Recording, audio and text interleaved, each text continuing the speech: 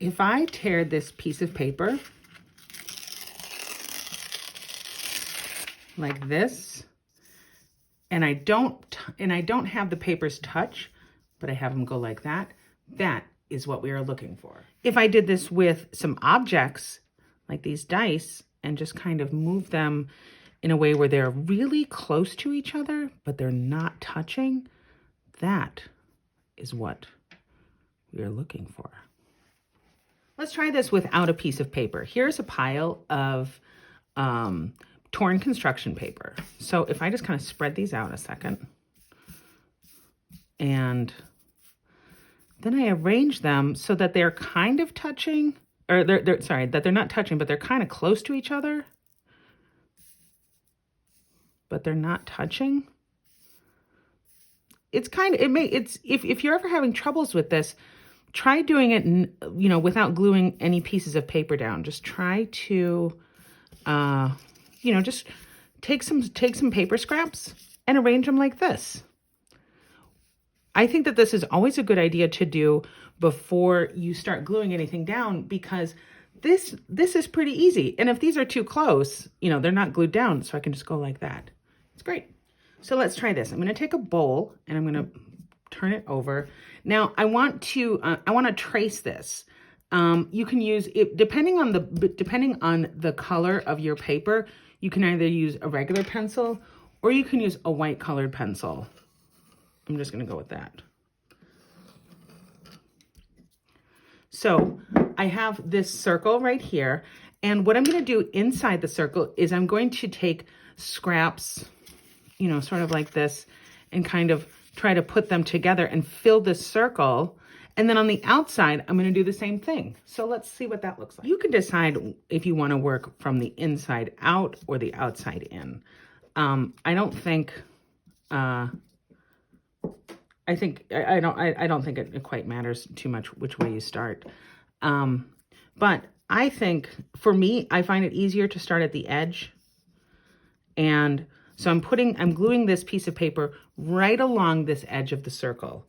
And now I have another piece, and I want to see, I think that'll fit, but yeah, I think that's, sometimes if you want to kind of clean this up, you can kind of, you know, pull off just little bits of the paper. Every kind of paper tears a little differently. So,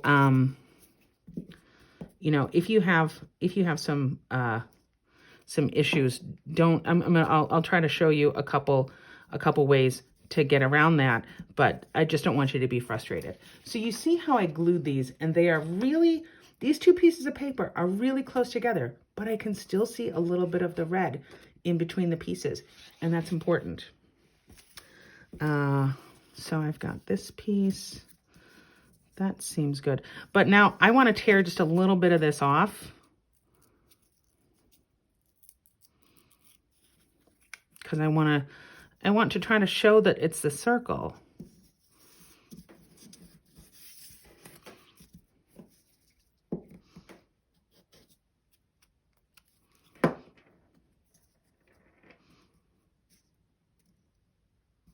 There we go. So I'm just going to keep working my way around this, okay?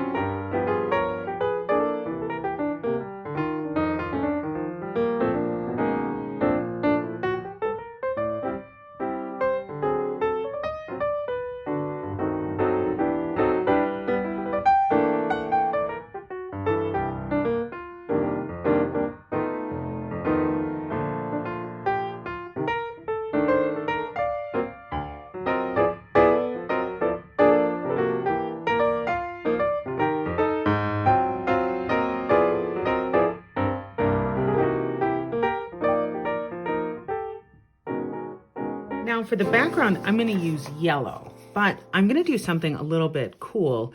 This is construction paper. I like using construction paper because it's easy to tear, but it's easy to tear one way.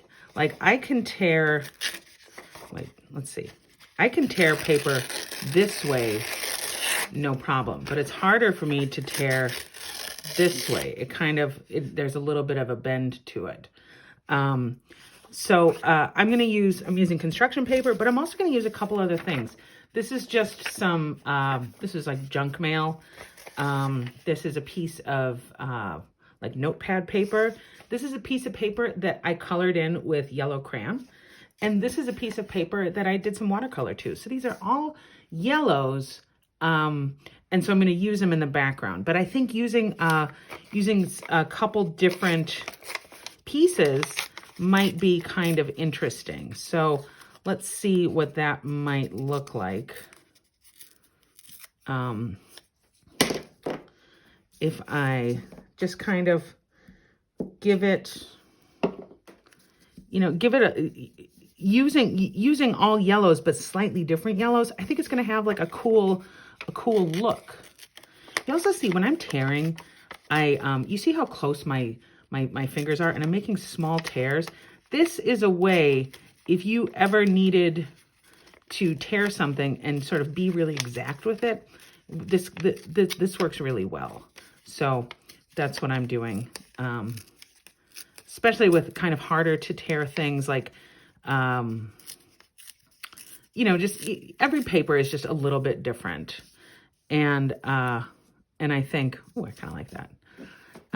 So I always like to be just a little bit cautious when I'm tearing my paper, because, it's kind of interesting how sort of exact your tears can be. Oh, I like that. Just by using your fingers and just making tiny controlled tears, it can look pretty cool. So let's see here.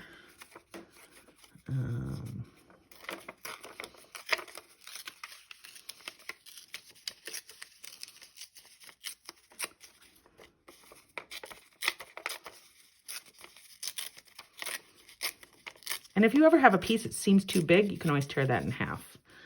Like this piece seems too big, but I could just go like that. Okay. Oh, this is coming along really nicely.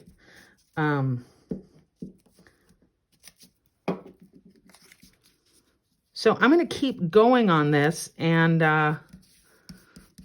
then we'll look at this when I'm all finished.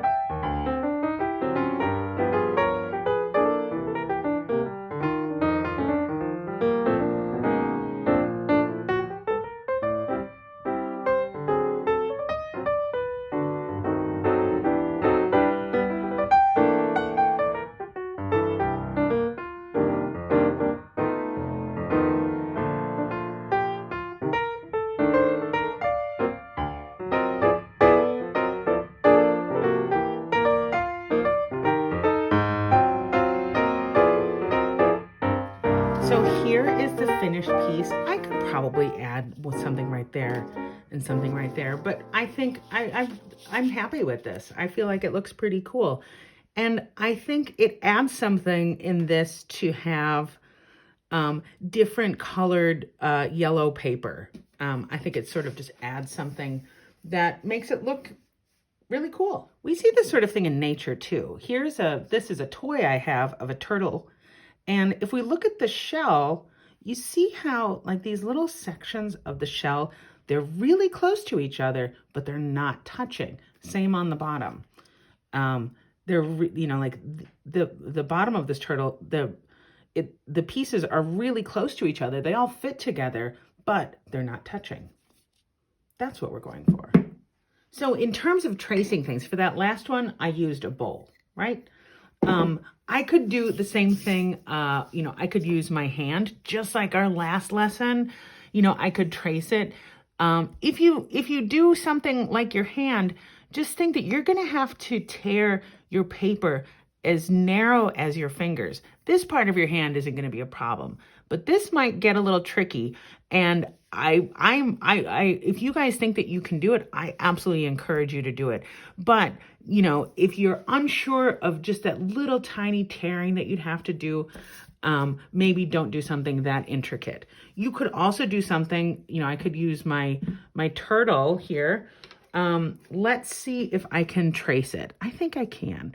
So I'm just keeping my pencil straight up and down and right up against it.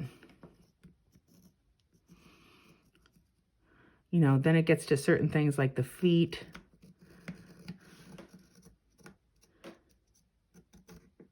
And the tail.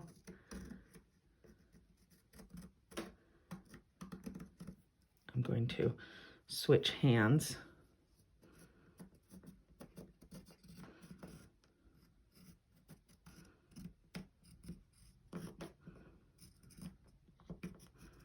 And we got his head.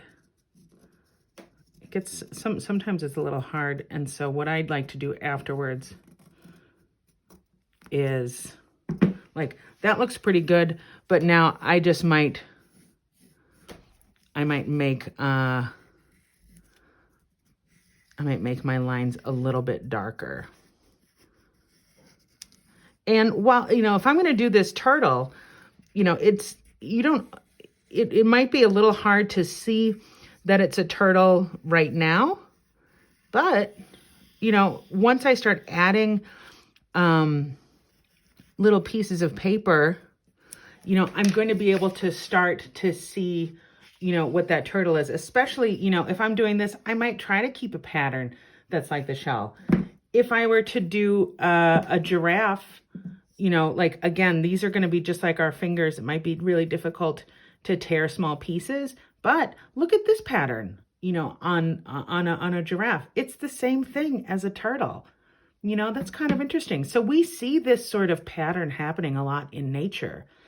And so, using nature as some sort of inspiration for our own art is always a good idea. After I traced the turtle, I used green construction paper for the body of the turtle, and then I used blue magazine paper for the area around it to try to make it look like he was in water. This is an example I did where I traced a banana onto a piece of paper, and then using magazines, I added blue for the banana and then these pinks for the background. And I really, really like using magazines, partly because, the paper is really thin and it's easy to tear, and I can get all sorts of shapes, anything I needed for this. And it's, again, using different colors of blues, it sort of gives, it gives a nice look, and same with the background, and it was, this was really fun to do. I did this before my lunch, actually. I don't know if it's going to be a surprise, but I had a banana for my lunch, and before I ate it, I put it down and I traced it. So that was kind of fun. So with a little bit of patience and a bunch of scrap paper and a glue stick, we can make all sorts of pictures that look beautiful, interesting, and different from the way we usually make pictures.